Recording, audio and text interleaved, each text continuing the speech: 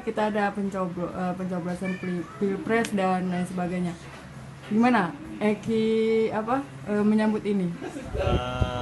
Yang jelas harus memeriahkan acara pilpres buat tahun ini, pemilihan presiden terus anggota-anggota DPR yang lain kan. Yang jelas senang lah bisa ikut memeriahkannya lagi. Ini pilpres bagi Eki ini pencoblosan pilpres yang keberapa ini? Pilpres kalau nggak salah yang kedua yang ini.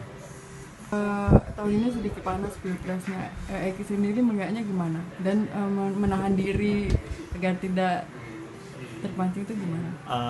Yang jelas ya tetap mengikuti, cuman jangan terlalu arogan gitu kan. Nggak, yang jelas siapapun yang terpilih, seluruh masyarakat Indonesia bergantung kepada yang terpilih nantinya. Pilihan kan ya.